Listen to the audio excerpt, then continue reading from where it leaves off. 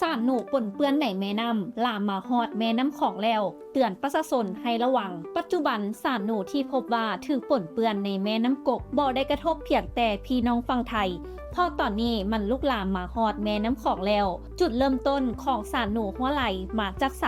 และเป็นไปเป็นมาแนวใดนำอบจะรายงานให้ฟังเมื่อวันที่10มิถุนายน2025กรมควบคุมมลพิษกระทรวงทรัพยากรธรรมชาติและสิ่งแวดล้อมแห่งประเทศไทยได้รายงานผลการตรวจสอบคุณภาพน้ำแม่น้ำกกครั้งที่ 4โดยเก็บตัวอย่างน้ำจากแม่น้ำกก15จุดแม่น้ำสาย3จุดและแม่น้ำคลอง2จุดที่ได้เหตุการณ์เก็บตัวอย่างแต่วันที่26-30พฤษภาคมที่ผ่านมาและผลที่ออกมาก่อเหตุให้หลายคนต้องตกใจ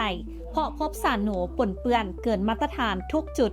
โดยเฉพาะอยู่แม่น้ำกกและแม่น้ำทรายในประเทศไทยซึ่งอยู่ใกล้ชายแดนเมียนมาส่วนค่าสารหนูที่พบในแม่น้ำคลองคาดคะเนว่าอาจได้รับผลกระทบมาจากแม่น้ำทรายที่มาบรรจบกับแม่น้ำพวกในประเทศไทยและไหลลงสู่แม่น้ำคลองทั้งนี้ทั้งนั้นเจ้าหน้าที่ไทยยังจะเหตุการณ์ตรวจสอบคุณภาพน้ำที่ไหลจากแม่น้ำคลองที่ไหลจากสปป.ลาวเฮาเพื่อให้ได้ข้อมูลที่สมบูรณ์จุดเริ่มต้นของสารหนูมีการคาดคะเนว่า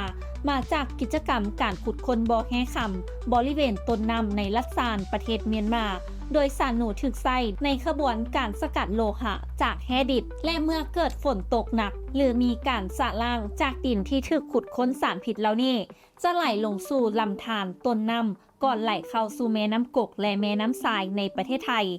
สิ่งที่เฮ็ดให้หลายคนเกิดความกังวลคือตอนนี้ปัญหากำลังลุกลามไปสู่แม่น้ำคลองซึ่งเป็นแหล่งน้ำสำคัญของทางประเทศลาวและประเทศเพื่อนบ้านนอกจากนั้นยังมีการพบปลาที่ติดเชื้อในแม่น้ำคลองและน้ำกกเพิ่มขึ้นเรื่อยๆโดยปลาที่จับได้จะมีลักษณะผิดปกติมีต้มหุ่นแห้งขึ้นความกังวลนี้เกิดขึ้นกับประชาชนถึงแม้ว่าผลการตรวจสอบสารโลหะหนักในตัวปลายังบ่เกินเกณฑ์หลายคนกังวลว่าหากสารหนูกระจายลงแม่น้ำคลองและหากมีการกระจายเป็นวงกว้างจะสร้างความเสียหายบ่น้อยเพราะว่าเป็นแม่น้ำใหญ่และเป็นแหล่งทำมาหากินของประชาชนหลายประเทศทุกทางคิดเห็นแนวใดสามารถคอมเมนต์กันเข้ามาได้นำอบธรรมวงศ์รายงาน